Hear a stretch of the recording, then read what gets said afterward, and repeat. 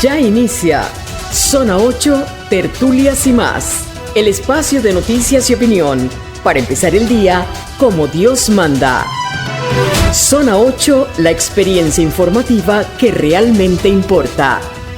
Quedan con ustedes nuestros panelistas.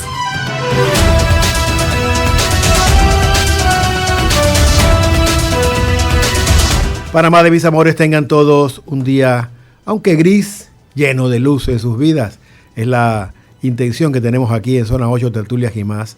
Y para eso vamos a traerles algunas entrevistas y comentarios para dar un poco de luz a la realidad, ¿no? Para iluminar esta realidad que necesita ser aclarada a veces. Eduardo Soto les da la bienvenida en compañía de Pastora Portugal, Rubén Polanco, que está en la plataforma digital, Arsenio Samaniego en los controles y Patricia Ocando Camino en la producción. Recordemos que hay que valorar cada persona, cada momento, cada cosa que tenemos en nuestra vida. No creamos que por tenerlas hoy las vamos a tener toda la vida.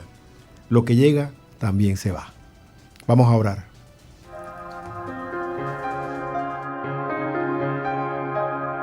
Bajo tu amparo nos acogemos, Santa Madre de Dios. No desoigas nuestras súplicas que te dirigimos en nuestras necesidades. Antes bien, líbranos de todos los peligros, Virgen gloriosa y bendita. Amén.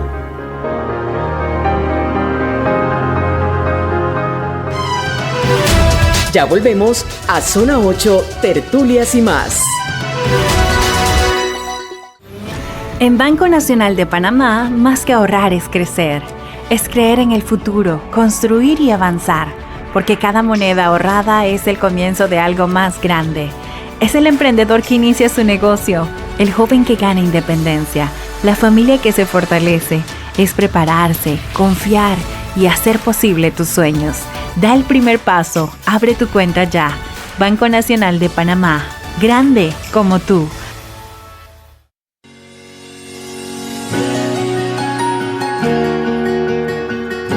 Despertar Empresarial, espacio dedicado a promover el emprendimiento, llega a ustedes por cortesía del Instituto Panameño Autónomo Cooperativo IPACOP.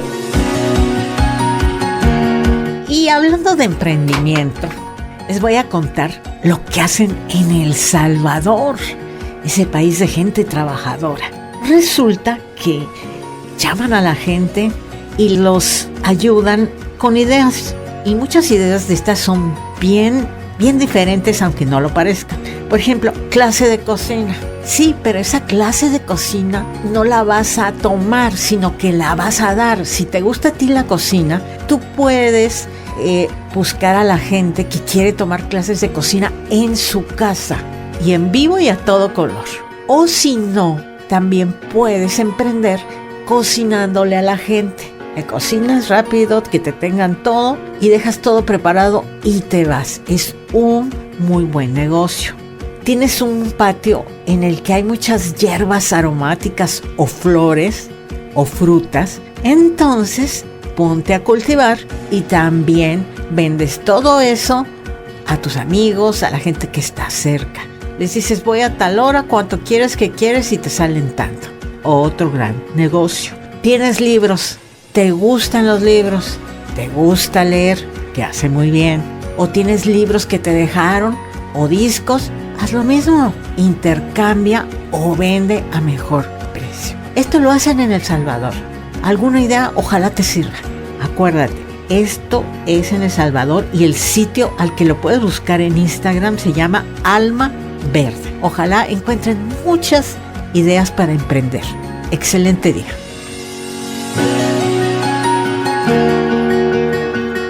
Despertar Empresarial llegó a ustedes por cortesía del Instituto Panameño Autónomo Cooperativo IPACOP.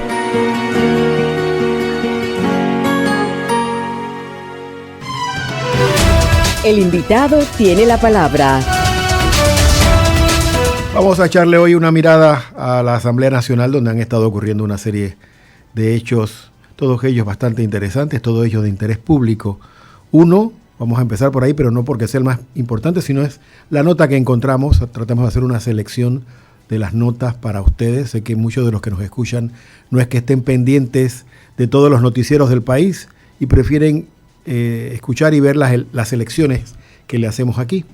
Uno de las notas que encontramos fue esta, sobre este supuesto intercambio de golpes que hubo entre un diputado y un funcionario o un allegado a la Asamblea Nacional. Vamos a escuchar, se trata después de Jonathan Vega. Él ha dicho que no fue tal, no fue golpes, pero sí fue un fuerte intercambio con una persona de allá de su provincia, aunque no de su colectivo o de su grupo, ¿no?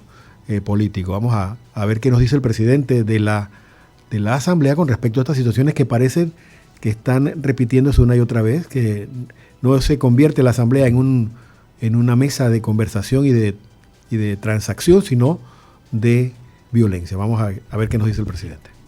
Hay que hacer un llamado a la cordura, a la conciencia de tratar de hacer las cosas de la mejor manera posible.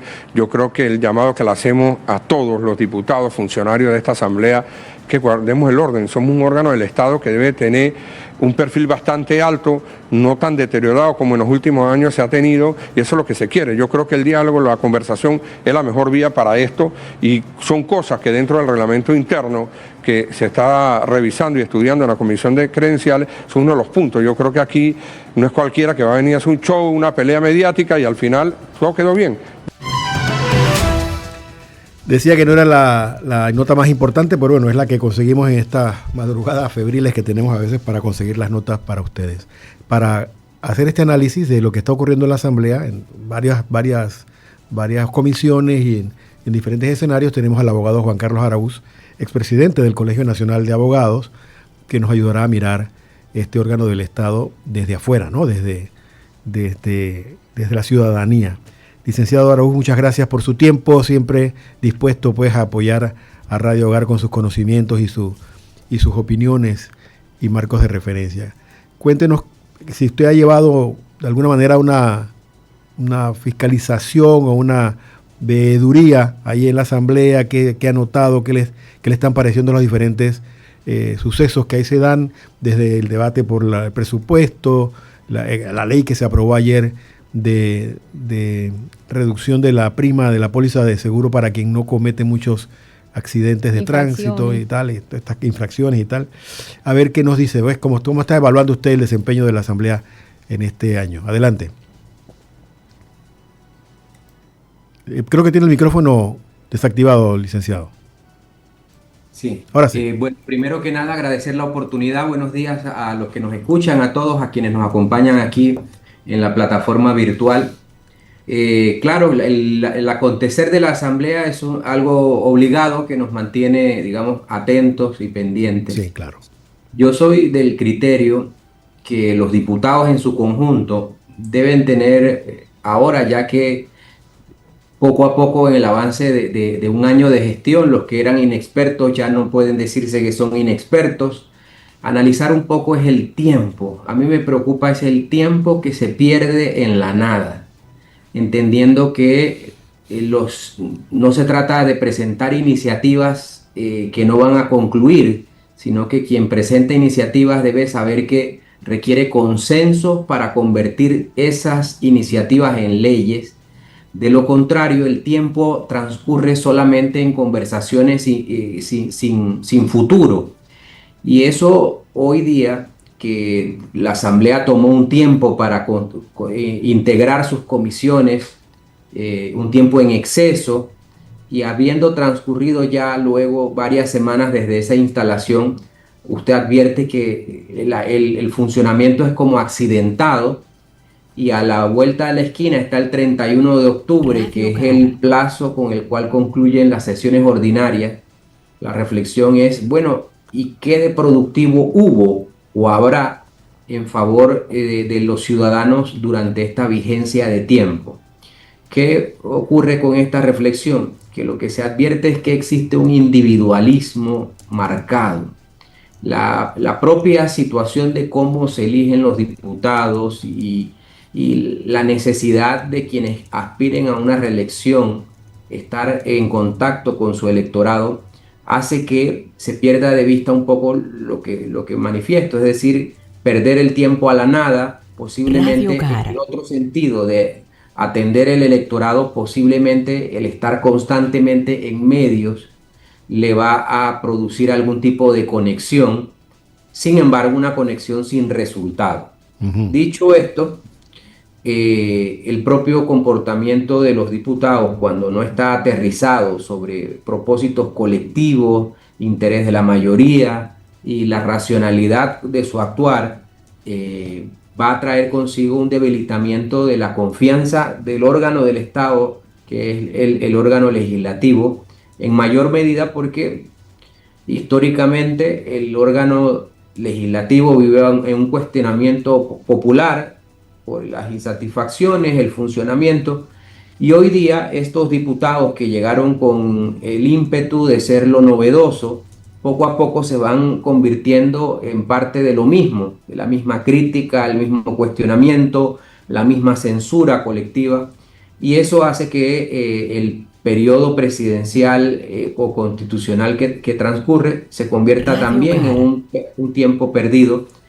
Y así entonces yo valoro los acontecimientos sueltos en una pérdida de oportunidad de los diputados en convertirse en espacios de diálogo, de reflexión, de consenso, evitar la descalificación personal, acordar con las distintas fuerzas políticas representadas.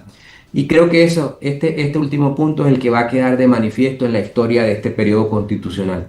La capacidad de dialogar con quien uno cree que es diferente a uno. Y esa capacidad de diálogo es la que permite un consenso para llegar a no soluciones totales, porque aquí también viene otro punto de partida. Cuando hay temas difíciles, uno tiene que saber que alcanzar la totalidad como ideal puede mantenerse.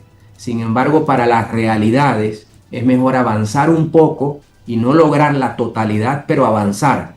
Y allí es donde muchas veces se estancan las iniciativas, los proyectos. Recuerdo el tema de la extinción de dominio en su momento. Sí. Había fórmulas de alcanzar puntos medios, no totales, como los que se describían en ese proyecto, pero cada quien se centró en una visión totalitaria, es decir, o todo o nada. Y la nada fue lo que ganó. Entonces, esa reflexión hoy día vuelve a tener vigencia en la actividad de la Asamblea, que por aspirar al todo, de la transformación total del país, se van a quedar sin la nada. Una pregunta, licenciado. Si hay un órgano por excelencia donde el verbo transigir toma una relevancia enorme, tal como usted lo ha manifestado, pareciera que algo que pueden ser los intereses colectivos, intereses personales, impide en la mayoría de los casos que eso se logre, ¿no? No hay acuerdos o no hay consensos posibles. Esto es por falta tal vez de formación o por simple egoísmo o por qué. ¿A qué lo atribuye usted como especialista del derecho, donde justamente la transacción es también una herramienta del día a día de ustedes, ¿no?, los abogados? Yo me referiría, por ejemplo, a la Constitución, que establece que los partidos políticos es el medio por el cual los ciudadanos tienen la posibilidad de ser representados en la política partidaria. Y el rol de los partidos políticos se ha ido mermando. Si nosotros tuviésemos partidos políticos o grupos políticos que tuviesen visiones concretas de cómo el Estado avanza, y cada cierto tiempo estos partidos o grupos presentaran a la sociedad una visión sobre determinado tema que implica que ese grupo se sentó, estudió, reflexionó, es posible que el rol de la Asamblea vaya abandonando el individualismo del diputado y la curul y vayamos a posiciones colectivas. Entonces yo atribuyo a este desorden legislativo al incumplimiento de los partidos políticos con su rol constitucional de presentar visiones contrarias o que hagan contraste tanto a la visión de gobierno o a las fuerzas mayoritarias, inclusive dentro de la propia Asamblea de Diputados. Entonces es un tema de falta de profundidad que desatiende el mandato constitucional en cuanto al realce de los partidos políticos, y por eso son los partidos políticos los que han permitido este relajamiento y su ausencia de propuestas, de debate, de visión constructiva, y eso se traduce en que cada 5 años los ciudadanos no tienen un afecto o una intención de voto de acuerdo a proyectos o a visión, porque aquí nadie tiene visión colectiva, es el que gana, impone las reglas y el estilo presidencialista del país hace que todo gire en torno a la aprobación del Ejecutivo. Entonces, esa es mi visión de por qué estamos en un punto muerto sobre el individualismo legislativo frente a esa ausencia de partidos políticos con propuestas, con dinámica, con filosofía, con ideología de para qué se quiere el poder político. El licenciado, usted habla de esta estructura que es el partido político y que algunos consideran que ya pasó de moda, o al menos en Panamá se agotó la figura del partido político porque ellos mismos se negaron a renovarse, a evolucionar y se han constituido más bien en un lastre, ¿no? ¿Qué opinión le merece este pensamiento? Que dentro de la estructura del Estado de Derecho, mientras tengamos la Constitución que consagra la vigencia y necesidad de los partidos políticos, estamos todos obligados a buscar el mejoramiento de esas instituciones o estructuras, y que si queremos cambios radicales es un cambio constitucional, pero aspirar a vivir en paralelo a lo que la Constitución dice, sobre pretexto de pérdida de rol, es también propiciar la anarquía, propiciar un vivir sin reglas. Entonces, ¿qué dice nuestra Carta Magna? Que los partidos políticos son relevantes, son importantes y son necesarios. Entonces, esa es la ruta, la hoja de ruta con la cual se puede iniciar transformaciones reales, pero yo no voy a descalificar la existencia de los partidos ni su necesidad, porque en la actualidad es nuestro Estado de Derecho que lo contempla, y el constituyente de 1972 así lo estableció, y hay que propiciar que haya simplemente una reflexión sobre el incumplimiento de los papeles, pero destacando que son necesarios para la vida democrática del país. Justamente el gobierno de José Raúl Mulino se ha empeñado en una constituyente, en una nueva Carta Magna, precisamente porque también la del 72 ya no es aplicable a la realidad del siglo XXI. ¿Qué piensa usted de esto? ¿Cómo evalúa este proceso que ha emprendido el gobierno? En efecto, o sea, lo que nadie puede sostener es que la Constitución necesita ser abordada como discusión nacional, y el país necesita una nueva Constitución. Eso quedó en evidencia muy gráfica cuando llegó la pandemia, y muchas de las circunstancias y situaciones que se vivían en ese periodo oscuro no tenían ni siquiera sustento dentro de la propia Constitución. Sin embargo, el tema de una constituyente implica reflexión colectiva, es decir, los esfuerzos para que realmente llegue ese momento tienen que ser totales, y nuestro país vive lleno de intereses sectarios, de grupos, de individualismo. Sí. Y cuando los sectores de poder se sienten que su actividad está en riesgo, va a existir rechazos y va a existir algún tipo de descalificación, porque nadie quiere ponerse en incertidumbre. Entonces, el punto de partida es la sensación colectiva de insatisfacción y el estar dispuesto a abandonar la posición individual. Y voy a dar un ejemplo muy gráfico. Todos hablamos de la necesidad de renovación, de transformación, pero si usted dice, bueno, es que vamos a eliminar una institución del Estado porque simplemente es solo gasto, usted va a encontrar el ruido que dicen todos los individuos que están trabajando allí. Oye, y si desaparecemos esto, porque me voy a quedar desempleado, y mi estabilidad, mi seguridad. Y empiezan a surgir las voces de que si es así, mejor yo no quiero constitución nueva. Y luego usted va haciendo este mismo ejercicio con los distintos grupos, que si es que hay que cambiar tal regla o tal disposición, cada quien se va aferrando de un pedazo de lo que hay y se transforma silenciosamente en una defensa. Y esto también se evidencia en cada ciclo de periodo constitucional de las autoridades electas. Usted advierte que la posición de un opositor previo al torneo electoral era una posición de señalamiento, censura, descalificación, contraria a la posición que inmediatamente se asume. Ese mismo que criticaba, censuraba la estructura del Estado, las leyes, luego se convierte en un defensor y dice, no, es que como he llegado yo, voy a poner mi empeño y la transformación va a ocurrir. Denme un tiempo, denme una oportunidad.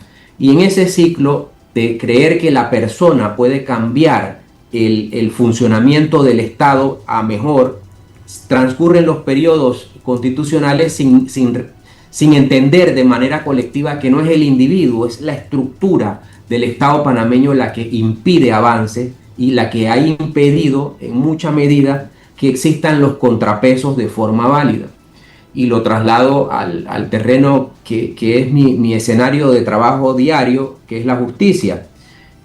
Usted advierte que permanentemente la sociedad censura que una denuncia presentada en la Corte Suprema de Justicia es archivada por la existencia de la prueba idónea o prueba sumaria antiguamente conocida. Y luego usted como ciudadano se pregunta, pero ¿por qué ocurre esto? ¿Y por qué nadie logra derribar ese muro de una investigación? Si una investigación no tiene que considerarse una condena, un ciudadano común es denunciado hoy día en el Ministerio Público y es investigado. Entonces, esa realidad de un catálogo de defectos, usted advierte que luego cuando se está en ejercicio del poder, nadie quiere cambiarlo, nadie quiere ceder su cuota de estabilidad ni de poder. Entonces es un tema que a la sociedad tiene que permitirle reflexionar, pero el cambio constitucional, como académicamente se conoce una constituyente originaria, es una chispa de desorden, es decir, lo que se produce es la ruptura del sistema. Entonces cuando usted ve eso en el concepto académico de una constituyente, usted encontrará que la sociedad panameña, en el momento que sienta la mayor insatisfacción colectiva, es que va a poder disminuir que esos grupos que se sienten estables con el funcionamiento actual puedan impedirlo. Entonces es un tema de masas, de multitudes insatisfechas que puedan expresar su descontento, y esa chispa en otros países ha producido grandes revoluciones que se producen a través de la violencia, y esas condiciones siempre presentan análisis de distintas ópticas, y el cambio constitucional va a tener que ser eso, un cambio violento, un cambio de insatisfacción. Entiendo. Rubén Polanco en la plataforma digital tiene una pregunta, licenciado.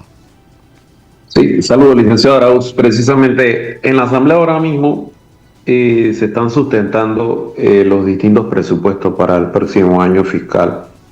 Preguntarle también, primero, se hace también costumbre, se sustenta por un lado el presupuesto, pero a la vez durante el año se siguen pidiendo traslado de partidas o créditos extraordinarios. Eso por un lado. Y por otro, el tema del reglamento interno de la Asamblea, la modificación que sigue en el tapete y recurrentemente se mantiene año tras año de que se modifica, si no se modifica, para que nos dé sus impresiones sobre esos dos temas.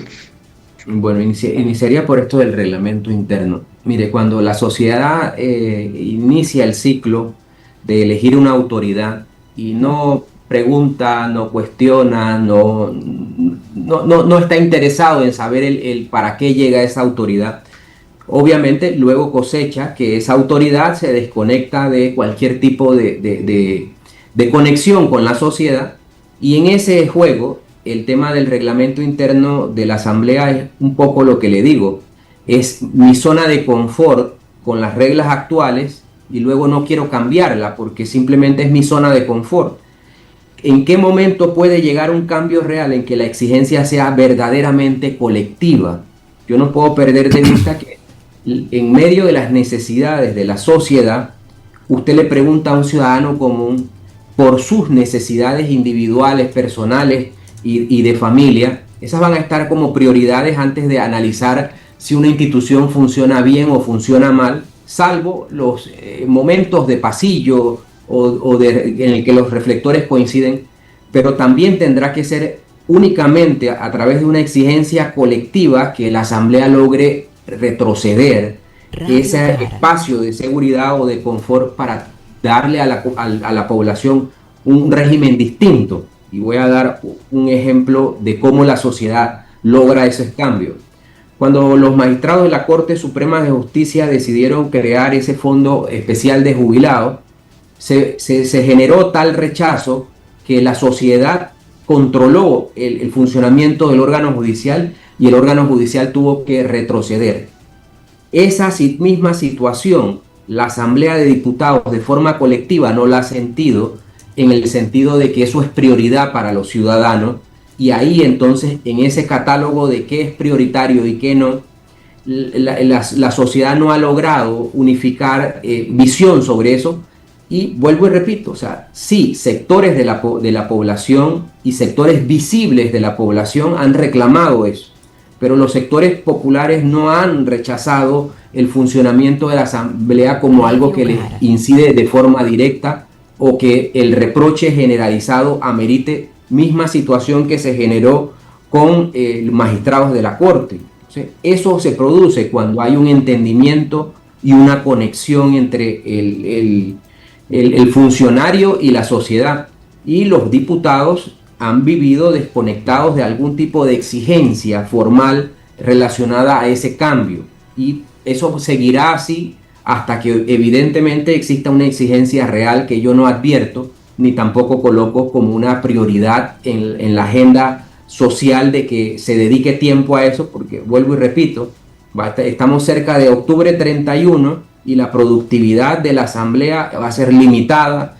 las horas de trabajo diarias son limitadas, y cuando eso ocurre, usted tiene que priorizar en temas, y se va a evidenciar ahora que se está discutiendo el presupuesto general del Estado, cómo se va a correr contra el tiempo para tener el presupuesto del próximo año amoldado al tiempo de sesiones ordinarias. Pastora Portugal, tiene una pregunta. Licenciado Araúz, muchas gracias por estar con nosotros. Licenciado, como usted explicó en un principio, sabemos que ha habido mucho desencanto de la población con estas figuras nuevas que llegaron como diputados, que llegaron con muchas expectativas. Entonces mi pregunta para usted es, ¿cómo considera usted que esta poca credibilidad afectará a la población joven? ¿Qué visión tiene usted sobre el rumbo de esta situación de estos diputados con digamos, la poca credibilidad que tienen ahora, sobre todo en la población joven? ¿Qué visión tiene usted? ¿Cuál sería el rumbo? Yo creo que ninguna, es decir, hay que comprender que el Estado es continuo. Si no serán estos diputados, serán otros, pero siempre será alguien. Entonces el ciclo de elegir y de que las sillas se llenen es algo interminable y se va a producir siempre. Entonces en este momento puede ser fulano y sultano, pero mañana será Perencejo y otro.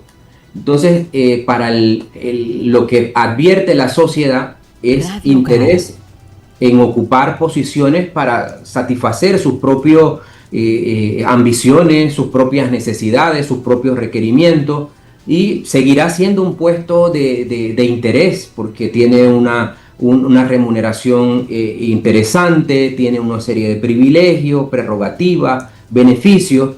Entonces, lejos de ahuyentar a alguien a participar, el obtener la silla va a ser siempre interés de alguien, y esa silla va a estar siempre con esa capacidad de que haya un candidato dispuesto a enfrentar lo que se tiene que enfrentar para ser candidato. Entonces, lejos de buscar un ejemplo ejemplarizante dentro de los diputados, yo lo tengo que colocar en el mundo de las realidades.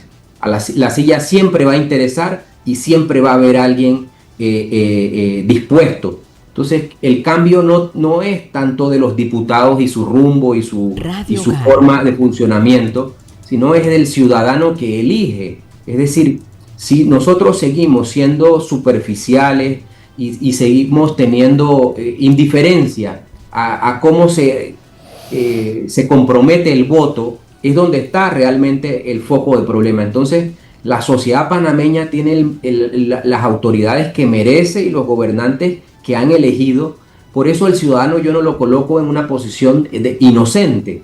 El ciudadano es el que ha dispuesto que esto sea así. Y cada ciclo conscientemente se sabe las fuerzas políticas que participan y la disposición. Por lo tanto, yo no coloco al panameño en un tono ingenuo de sorprendido por las autoridades o inconforme por la realización, porque su propio voto fue así, indiferente, sin reflexión, sin ningún tipo de profundidad. Entonces la población panameña seguirá dando tumbos una y otra vez, y esto inclusive implica que ni siquiera sea si es un candidato joven, adulto o de tercera edad, es decir, el quién es inclusivemente accesorio, es la sociedad y su rumbo como ente de reflexión. Somos una sociedad sin reflexión, sin propósito y sin la búsqueda de un interés común. Doctor, aquí que estoy en un grupo en el que me han dado dos comentarios. Uno es respecto a sus respuestas, ¿no? Uno dice que es usted muy pesimista, de que no ve posibilidades de cambio y de que, hablando de la Constitución y de las actitudes de los diputados. Otro dice, no, él es muy realista.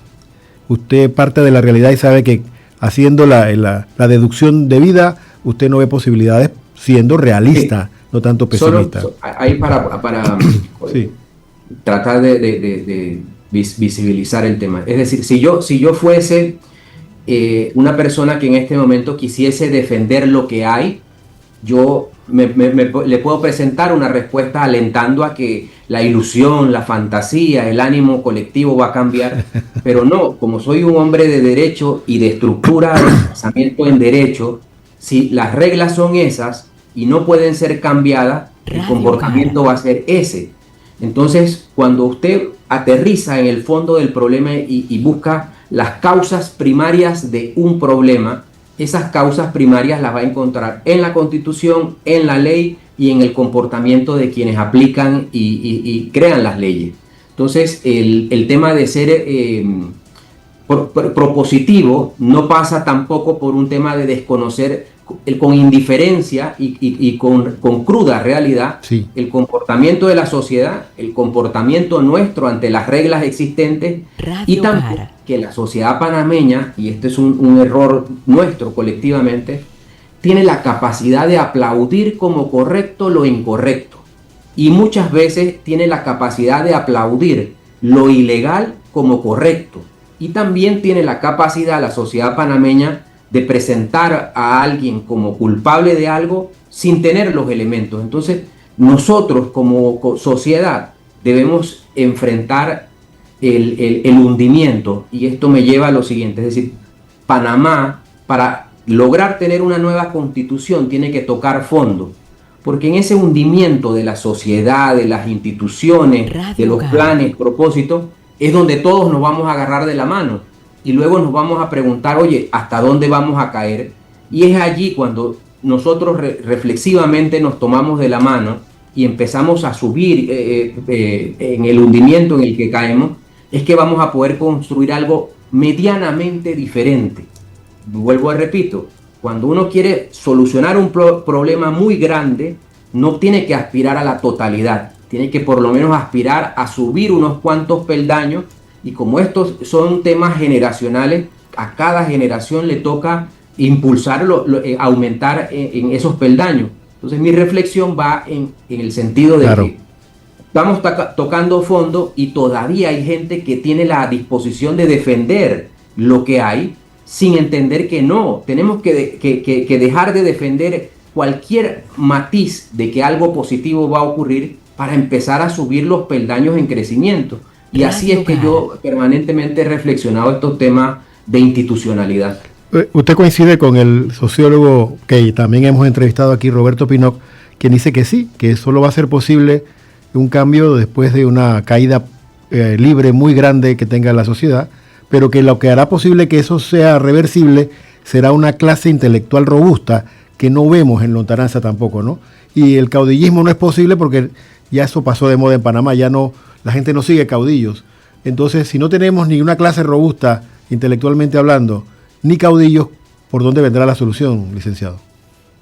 en el desorden, es decir, en la medida en que las necesidades sean colectivas, de forma transversal a todos los sectores de la sociedad, en el que nadie pueda sostener su propia calidad de vida, sea rico, pobre, clase media, intelectual o no intelectual, es decir, en el que todo el mundo sienta afectación por una operativa del Estado que cada día lesiona más el día a día.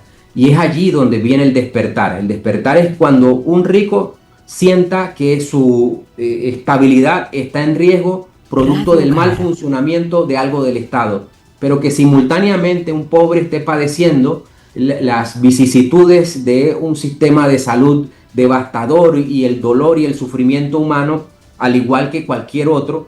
Entonces usted, cuando junta todas esas insatisfacciones, usted tiene la chispa que hace que el cambio sea posible.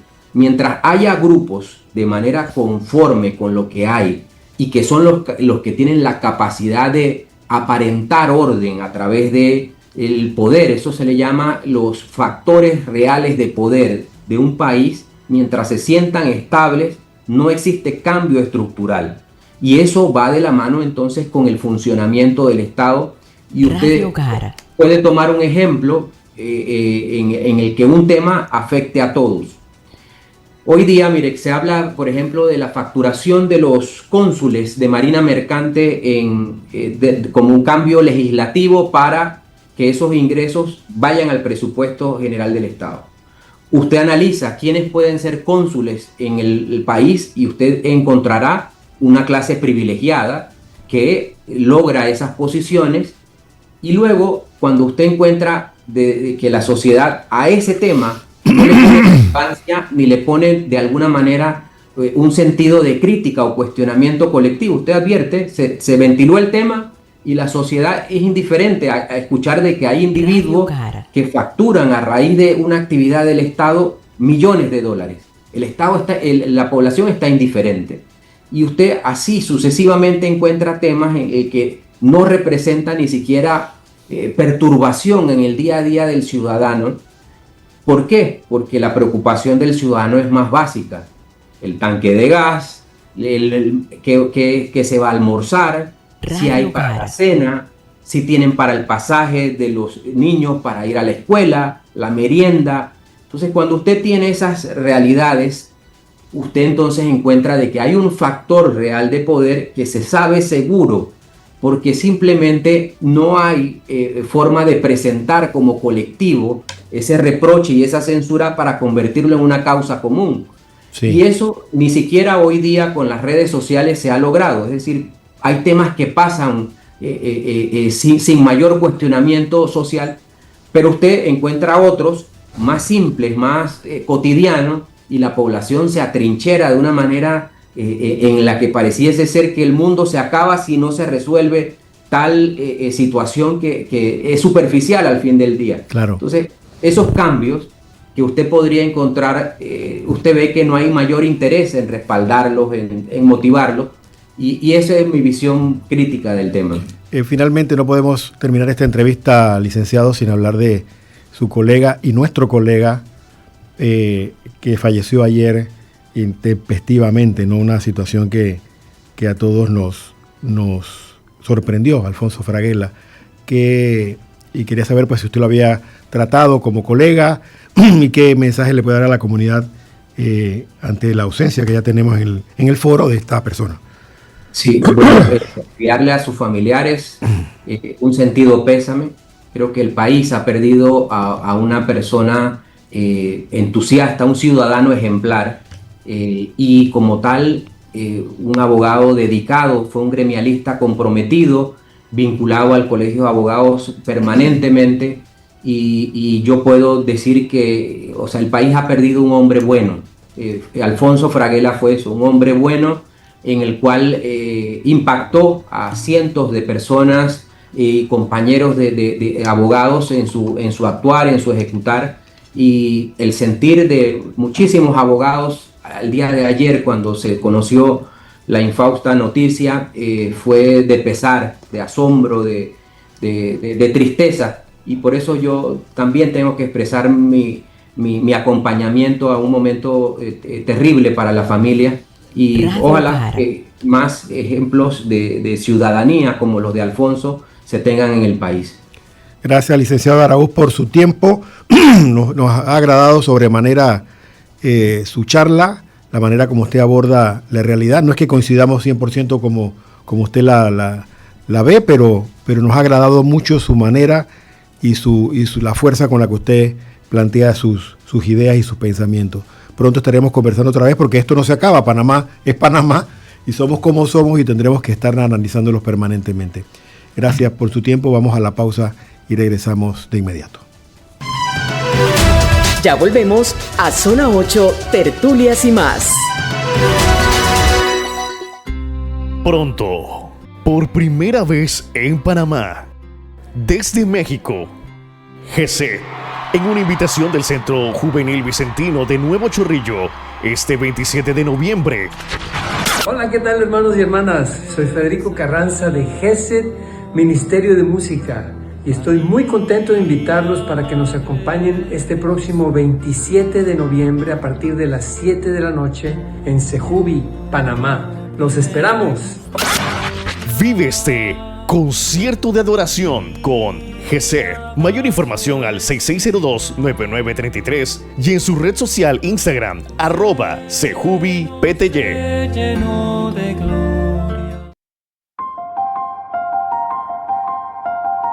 Avances del saber, lo último de los avances de la ciencia y la investigación.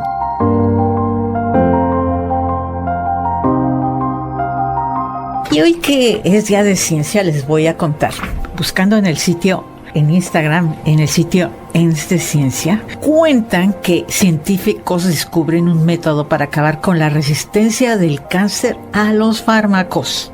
Un equipo internacional, dice el sitio, un equipo internacional liderado por la Universidad de Vigo, descubrió que la proteína Connexina 43 puede revertir la resistencia a tratamientos en tumores con mutación en BRAF. Esto quiere decir que tumores como melanoma en colon y pulmón. Este hallazgo, publicado en Natural Communication, abre la puerta a terapias más efectivas. Claro, los estudios todavía son preclínicos, pero ya están bien cerca de llegar ya a comprobar que sirven. Y ya muchos laboratorios de Suiza están con los ojos en esta escuela y con estos científicos de Vigo. Excelente día, que les vaya muy, muy bien. Siga con nosotros en más de Zona 8, Tertulias y más. Café y titulares. Antes de entrar en los titulares, quisiera subrayar el valioso aporte que ha dado el licenciado Araúz con respecto al camino que él ve como posible para los cambios sociales, políticos y económicos que requiere el país. Él no ve otro camino que el del, vamos a usar entre comillas, sin querer escandalizar, el camino del desastre, que ciertamente ha sido el de muchas civilizaciones, ¿no? Los grandes cambios se han logrado siempre después de desastres sociales, y no es un planteamiento para nada violentista. Estamos hablando de reflexiones como la de Hegel, como la de Simmel, como la de el propio Camilo Torres aquí al lado en Colombia. Lo que pasa con esas cosas es que uno no sabe qué sale de ahí. Cuando se cae el edificio, tú no sabes qué bicho puede salir de ahí. Mire cómo pasó en Venezuela. Uno no lo sabe, así que hay que tratar de buscar el camino más pacífico posible, evitando el desastre, porque después del desastre uno no sabe qué qué podemos heredar de esa situación. Pero no deja de ser la realpolitik a la que él se ha referido, no deja de existir, y es así. Eso históricamente también ha ocurrido. Mucho cuidado con esa situación, ¿no?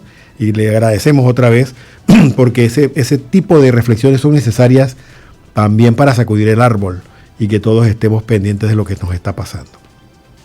En cuanto a titulares, el proyecto de ley 53, que propone un 25% de descuento en la renovación de pólizas de seguro de autos para conductores que no registren siniestros en un año, fue aprobado ayer en tercer debate luego de casi un año de discusión. Esto es muy interesante.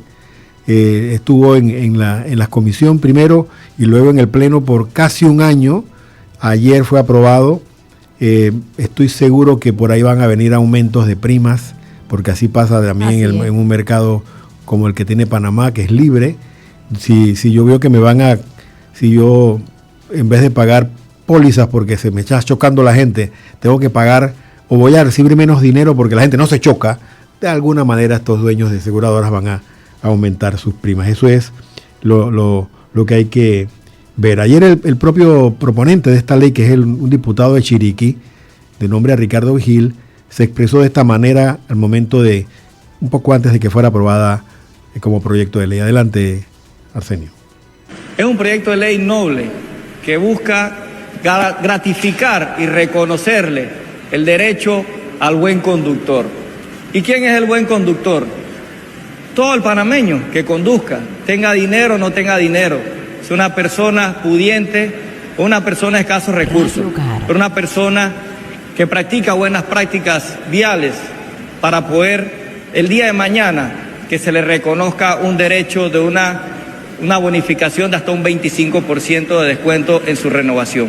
Y hoy me hace eco escuchar esas mismas argumentaciones aquí en esta Asamblea Legislativa por diputados que han dicho defender al pueblo panameño y se han acercado a mí con la intención de amedrentarnos de que esta iniciativa legislativa no llega hoy a precisamente ser ley de la República. Y quiero agradecerle a las diferentes bancadas, como la bancada PRD, la bancada panameñista, mi bancada, la bancada CD, la bancada mixta, que han prestado el apoyo a esta iniciativa legislativa que va en beneficio del pueblo panameño. Entiendo de que hay presiones, entiendo de que hay sectores que esta iniciativa legislativa no les gusta. Claro, definitivamente, una vez que le toques el bolsillo a aquellos que más tienen y que tienen las reglas del juego siempre a su lado, y es por eso que hoy, mirándole a la cara a cada uno de ustedes, le pido el voto favorable, no para mí, no para esta propuesta de ley, sino para el pueblo panameño, que ven muy buenos ojos que por fin se está legislando en beneficio de todos los panameños y no de una clase social. Señor secretario, resultado de la votación. Presidente, con 46 votos a favor, 1 en contra y 1 abstención, ha sido aprobado el tercer debate. Queda aprobado.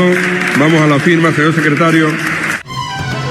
Quedan solo 48 votos. Solo 48 diputados votaron. Así es. Una gran mayoría se abstuvo, o no estuvo ahí tal vez. Pero como dices tú, Soto, eso no va a ser ningún beneficio realmente. No lo sé. Vamos a tener un aumento, vamos a ver. Ya ellos lo habían advertido, Soto, cuando inició. ¿Muchos accidentes, pastora? No, pero Soto, cuando esto inició, ya ellos habían advertido que si esto se daba iban a tener que subir las primas. Eso dijeron algunas aseguradoras. No, ya lo habían advertido, así que eso es lo que viene. Eso es posible. Diga, Rubén. Por experiencia propia, esto es una curita para el tema específicamente de los seguros de auto. ¿Por qué lo dice? Porque, por experiencia propia, accidentarse aquí en Panamá es penuria, es parecido a ir a un hospital público, en el sentido de que si usted se choca, usted pasa hasta 3 y 4 meses para que el seguro le resuelva su situación. Eso en el caso de que sea que no sea culpable, que yo sea el afectado, que yo salga ganando. Demoras hasta 3, 4 meses para que te paguen, para que por fin entonces después mandes a arreglar tu vehículo en un taller, y eso te puede tomar un mes, mes y medio. Es decir, te la pasas casi medio año después del accidente, hasta que definitivamente tengas una solución de tu accidente. Así que la verdad yo lo veo como una curita, y eso no lo dude, como que 2 más 2 son 4, que va a venir el aumento de las pólizas de vehículos, porque eso es lo que va a pasar. Las empresas, los empresarios no van a perder con eso. Y eso, la verdad que no veo que eso resuelva el problema. Hay un tema mucho mayor. Hay otras situaciones que también se tienen que resolver en cuanto a seguros de auto con los juegavivos que hay en ese tema. Ay, ni hablar.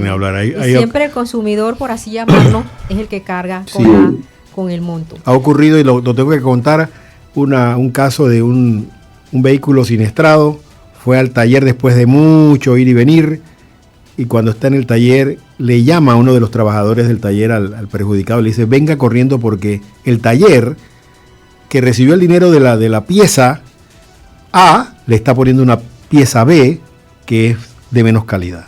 Esas cosas ocurren también. Y nadie vela por el consumidor, porque también sabemos que el trámite en Acodeco no es necesariamente un trámite expedito y justo. Pero bueno, continuemos con las informaciones. Sí, continuamos con algo no muy diferente. A principios del próximo año debería conocerse el nuevo salario mínimo en Panamá, pero la Asociación Panameña de Ejecutivos de Empresa, APEDE, considera que en esta ocasión el gobierno debe ser muy cuidadoso en establecer uno que pueda llevar al traste la precaria situación de empleos en el país. Así lo manifestó la presidenta de este gremio, Julia De Santis. Ampliemos la información. Las APEDE son institucionales. La revisión del salario mínimo está en el Código de Trabajo. Cada 2 años se tiene que reunir la comisión de salario mínimo, que tienen que revisar cuáles son los aspectos del país, tienen que tomar en cuenta lo que está sucediendo en el país.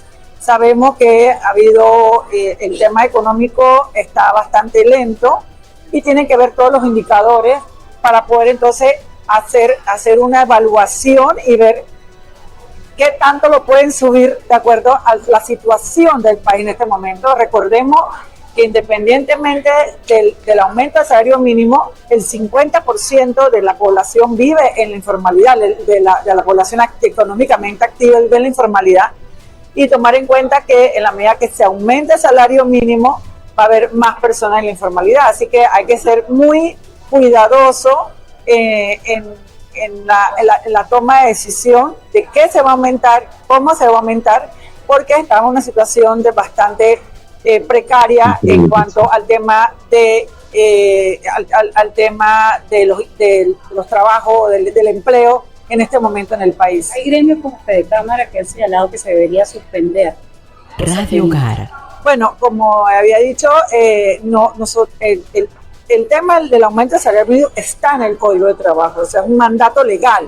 A menos que se modifique la ley y Código de Trabajo, bueno, entonces se suspende, pero es un mandato legal. Ellos pueden reunirse y decidir no aumentarlo, digo yo, no sé, pero que se tiene que revisar, tomando en cuenta el momento, tomando en cuenta lo que está sucediendo en el país, la economía del país, el crecimiento del empleo, o sea, todos los indicadores económicos para poder entonces tomar una decisión al respecto. Desde APEDE, ¿cómo se van a organizar para iniciar este debate del salario mínimo? Bueno, casualmente vamos justamente, una buena pregunta, a hacer todas las evaluaciones para ver cuáles son los indicadores y cómo puede afectar el aumento del salario mínimo en el sector económico. Como te digo, en estos momentos sí tenemos un problema de empleo, inclusive las estadísticas de empleo no son positivas, al contrario, ha habido un pequeño retroceso en el aumento del empleo,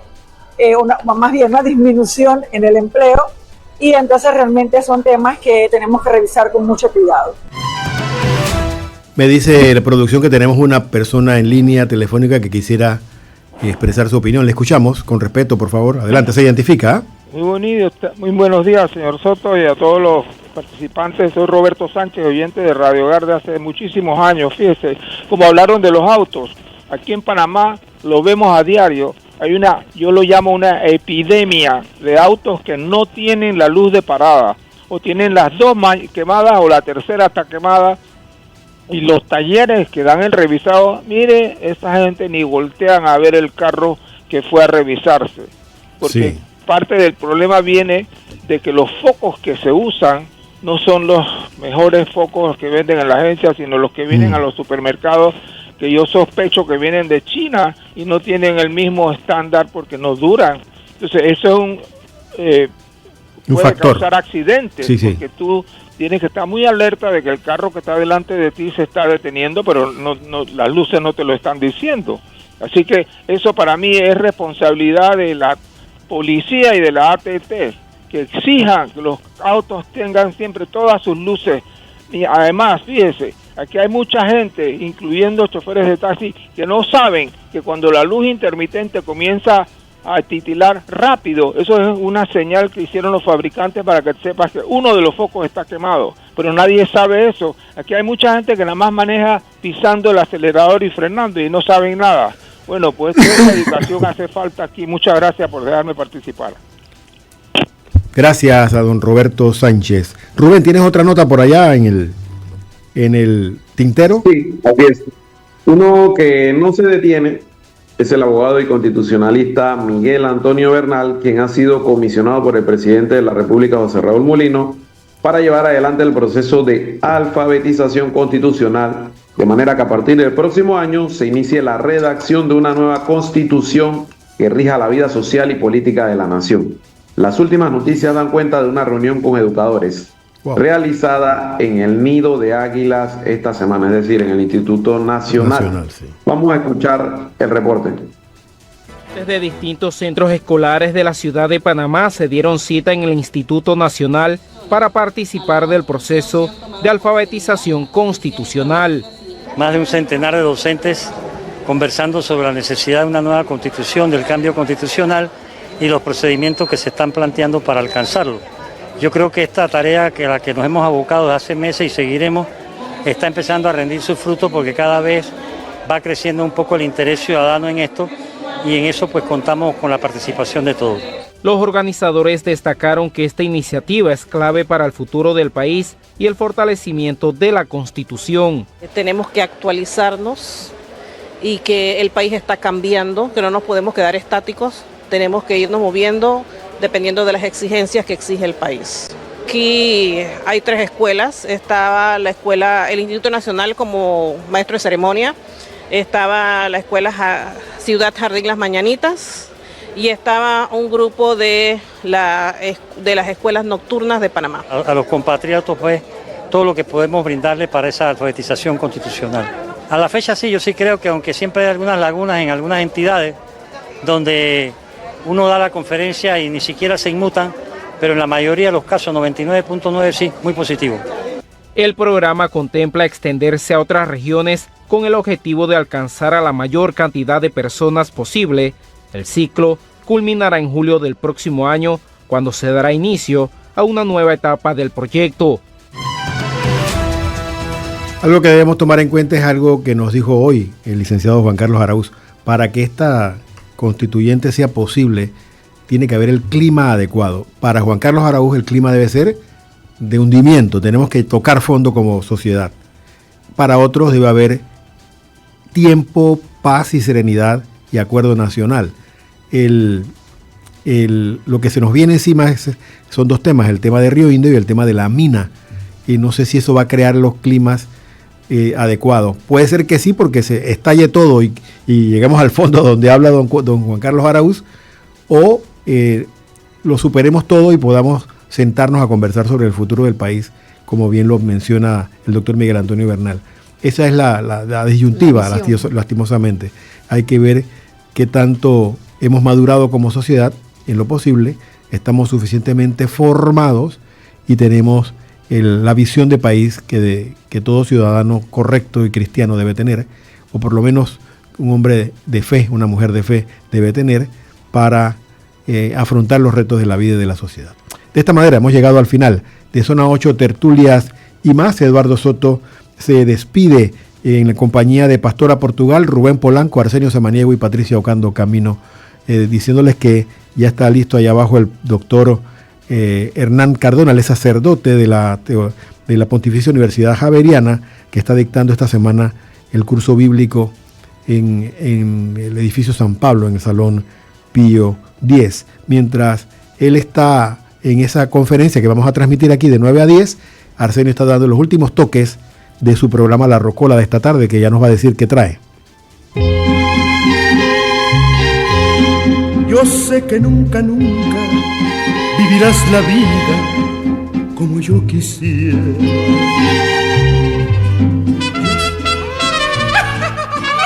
Estamos celebrando la independencia de México, así que tenemos a 2 grandes mexicanos, Miguel Aceves Mejía y José Alfredo Jiménez, según Mano a Mano esta tarde. ¡Viva México! ¡Viva Morelos! ¡Viva el cura Hidalgo! Miércolitos mexicanos. Gracias, Arsenio, por tu esfuerzo diario. Será entonces hasta mañana que los encontramos aquí en Zona 8, Tertulias y más por Radio Hogar. Muchos placeres, anda entre muchos placeres, pero no es suyo ninguno. Hasta aquí, Zona 8, tertulias y más. El espacio de noticias y opinión para empezar el día como Dios manda. Les esperamos en la próxima edición de Zona 8, tertulias y más.